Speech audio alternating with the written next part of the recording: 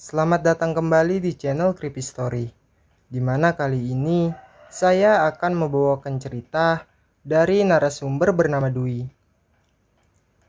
Tapi sebelum lanjut ke ceritanya, saya pastikan kalian sudah subscribe channel ini dan dinyalakan loncengnya, agar kalian tidak ketinggalan cerita lainnya dari kami. Dan jangan lupa juga di like and share video ini ke media sosial kalian. Baiklah, langsung saja kita masuk ke ceritanya. Narasumber yang menceritakan kisah ini bernama Dwi. Kisah ini terjadi sekitar tahun 2000-an akhir. Lebih tepatnya saat awal Dwi datang ke Jogja untuk kuliah di sana. Dwi mengambil tempat kos di kota Jogja yang lokasinya hanya 5 menit dari arah Malioboro. Untuk saat ini mungkin lokasi sudah banyak berubah, karena tempat kos Dwi sendiri pun sekarang sudah menjadi sebuah hotel. Dulu ketika Dwi ngekos di tempat tersebut, lingkungan tempat tinggalnya itu cukup ramah dan warganya banyak yang berjiwa sosial. Dwi pun cukup dekat dengan warga di sana. Dan di kampung tempat kos Dwi ada kegiatan olahraga badminton yang diadakan seminggu 2 kali oleh ibu-ibu kampung. Karena Dwi suka sekali berolahraga, maka ikutlah Dwi dengan agenda badminton tersebut. Beberapa bulan pun berlalu. Dwi makin merasa nyaman di kampung itu. Hingga pada suatu hari, para warga kampung mengadakan piknik satu bus untuk ke Tawamangu di daerah Jawa Tengah. Karena Dwi sudah dianggap sebagai warga, maka Dwi pun diajak oleh mereka. Kegiatan piknik ini berlangsung sangat bergembira, walau tidak semua warga ikut saat itu. Salah satu warga yang tidak ikut adalah Bu Marno, karena memang saat itu beliau sedang terbaring sakit. Saat hari sudah mulai gelap dan saat itu rombongan piknik sedang dalam perjalanan pulang. Mendadak di bus, semua warga mendapatkan kabar yang mengejutkan. Mereka mendapat kabar kalau Bu Marno tengah kritis dan dilarikan ke rumah sakit. Kebetulan saudara beliau ikut dalam rombongan bus dan mendapatkan kabar dari saudaranya yang mengantar Bu Marno. Sewaktu Dwi mendengar saudaranya Bu Marno diberi kabar di dalam bis melalui telepon, entah kenapa Dwi seperti mendapat firasat kalau nyawa Bu Marno tidak dapat diselamatkan. Dan ternyata benar, sesampainya Dwi dan warga lainnya di kampung, tersiar kabar kalau Bu Marno sudah meninggal dunia. Tentunya warga kampung pun sangat berduka dan segera menyiapkan prosesi untuk pemakaman beliau keesokan paginya. Dan pada akhirnya pemakaman Bu Marno pun berjalan lancar. Sebagai warga baru, Dwi pun ikut melayat. Namun, sebuah kejadian demi kejadian mistis pun dimulai dari sini. Dwi merasa ketika almarhumah selesai dimakamkan, suasana kampung menjadi sedikit berbeda. Dia merasa saat dia masuk kampung suasananya sangat sejuk, tapi membuat bulu kuduknya merinding. Tapi ya sudah, Dwi memilih untuk tak menghiraukan hal itu. Beberapa hari kemudian, Dwi yang tengah bersantai di depan kosan tiba-tiba dikejutkan oleh kabar dari ibu-ibu kampung yang tengah berkumpul sambil mengobrol. Awalnya Dwi hanya mencoba untuk bergabung ke dalam kerumunan ibu-ibu. Namun, di situ Dwi sangat terkejut ketika mendengar salah seorang ibu bercerita kalau Bu Marno itu masih bergentayangan. Ibu itu bercerita kalau beberapa orang di kampung tersebut ada yang dipanggil namanya.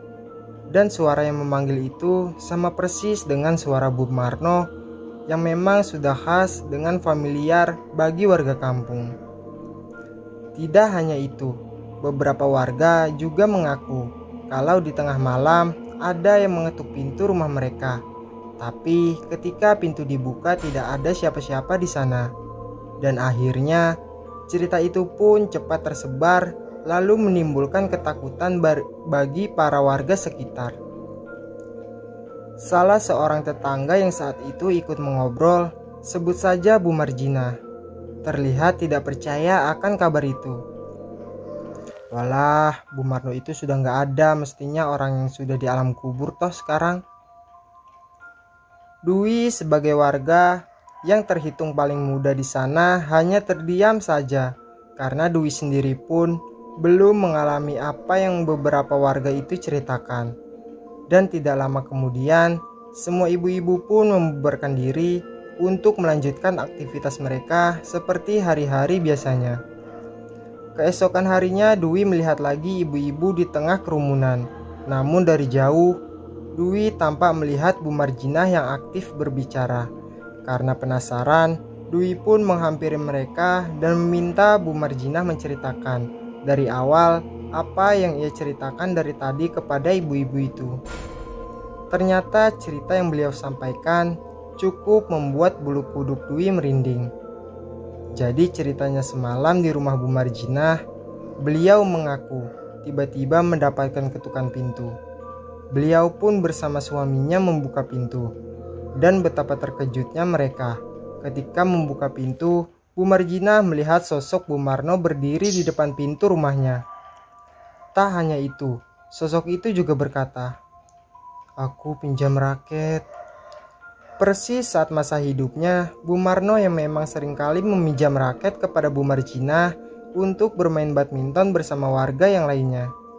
Sontak saja Bu Marjinah dan suaminya ketakutan, lalu segera menutup pintu, dan lanjut berlari ke kamar serta berdoa. Dwi yang mendengar cerita itu cukup ketakutan, dan begitu pun Bu Marjinah. Selesai berbicara, ada juga salah seorang tetangga, sebut saja namanya Bu Wanti, yang menceritakan pengalaman suaminya di depan para ibu-ibu. Jadi ceritanya beberapa malam yang lalu, suami Bu Wanti tengah tertidur di pos ronda. Saat sedang piket ronda, beliau kebetulan kebagian jaga pos, sementara teman-temannya yang lain berkeliling kampung untuk patroli. Saat tengah tertidur, suami Bu Wanti merasa ada yang menggoyang-goyangkan kakinya layaknya orang yang membangunkan tidur.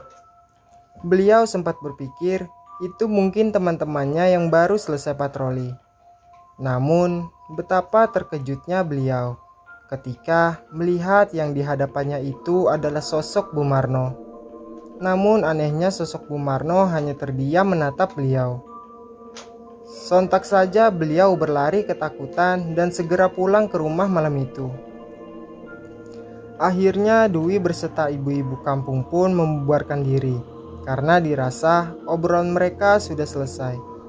Lalu melanjutkan aktivitas masing-masing seperti biasa. Di dalam hati Dwi ada rasa percaya tak percaya mendengar cerita para ibu-ibu dari kemarin tentang Bu Marno. Tetapi Dwi juga yakin tiap manusia memiliki sosok pendamping atau yang biasa disebut korin, yang mana akan menyerupai sifat-sifat manusia yang ia dampingi, bahkan saat manusia itu meninggal. Malam berikutnya, ternyata tibalah giliran Dwi yang didatangi oleh sosok Bu Marno. Kejadiannya saat malam hari, Dwi tengah tertidur pulas. Tiba-tiba terdengar suara ketukan pintu di rumah kosnya Dwi. Karena takut, Dwi memilih untuk mendiamkannya dan tetap berada di kamar. Tapi entah mengapa, tiba-tiba terdengar suara yang memanggil nama Dwi. Suaranya cukup jelas, dan Dwi sangat hafal. Kalau itu, seperti suara almarhumah Bu Marno. Mungkin karena didorong rasa penasaran, Dwi pun mulai keluar kamar dan membuka pintu.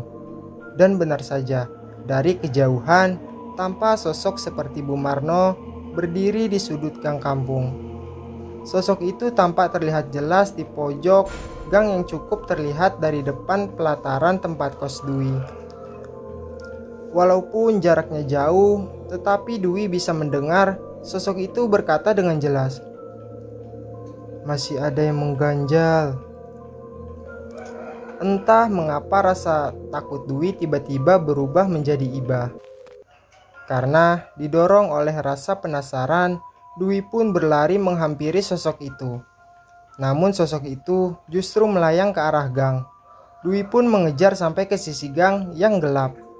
Namun di situ Dwi terkejut setengah mati ketika melihat di sudut gang yang tampak ada sosok ular berkepala manusia. Namun sekilas wajahnya bukanlah wajah dari almarhumah Bumarno. Sosok itu tampak menyeringai ke arah Dwi.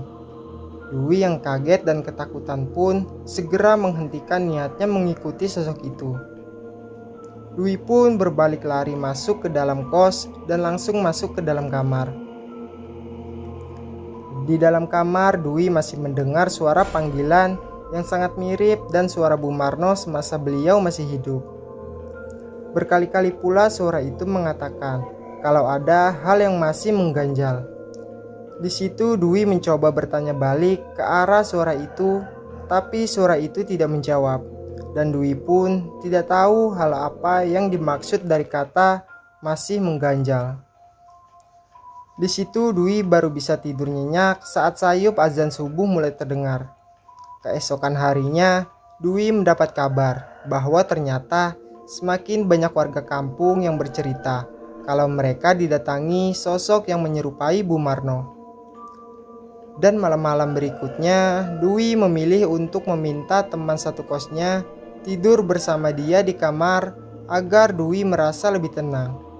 Tapi suara-suara panggilan itu tetap terdengar dalam beberapa malam berikutnya. Dan sama seperti sebelumnya, suara itu tidak menjelaskan hal apa yang masih mengganjal. Hingga pada suatu hari, warga kampung yang resah segera berkumpul bersama dengan para pengurus kampung untuk membahas hal ini. Dan kebetulan juga ada sesepuh di kampung yang merupakan abdi dalam dari Keraton Yogyakarta. Pengurus kampung memutuskan untuk mengambil tindakan karena banyak warga yang resah merasa dihantui oleh sosok yang menyerupai Bumarno. Gangguan juga bermacam-macam, tapi yang paling sering adalah suara-suara panggilan serta sosok itu mengetuk pintu di malam hari untuk meminjam raket kepada beberapa warga. Dwi agak lupa apa yang warga kampung bicarakan sebagai solusi detailnya. Tetapi yang jelas setelah itu para pengurus dan sesepuh kampung segera mendatangi rumah almarhumah Bumarno.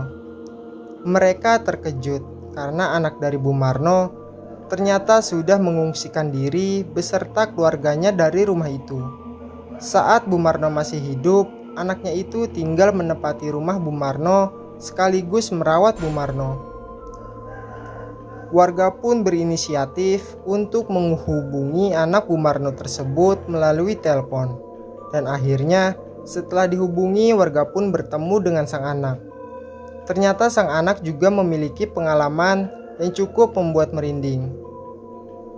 Oh iya, sekedar info, keluarga Bumarno ini sebenarnya masih menganut tradisi kejawen yang cukup kental, di mana pada waktu-waktu tertentu mereka membuat sesajen untuk diletakkan di sudut-sudut rumah. Waktu beberapa hari setelah Bumarno meninggal, sang anak melihat sosok yang menyerupai ibunya di tengah memakan makanan yang ada di dalam sesajen. Sang anak hanya melihat sosok itu dalam sekejap, lalu sosok itu pun menghilang. Tetapi sesajen itu memang terlihat berantakan seperti habis dimakan oleh seseorang. Begitu melihat hal itu, sang anak pun segera berinisiatif untuk membawa istri dan anaknya ke tempat lain sebelum mereka mendapatkan banyak gangguan. Dan rumah yang dimiliki oleh keluarga Bumarno itu pun dikosongkan.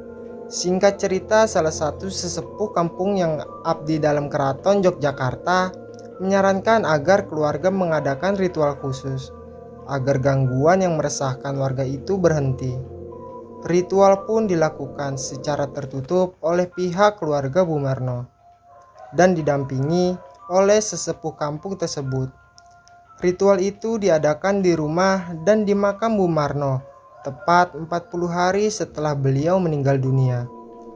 Dan syukurlah semenjak ritual yang dilakukan itu tidak ada lagi terdengar kabar sosok menyerupai Bu Marno menghantui warga kampung.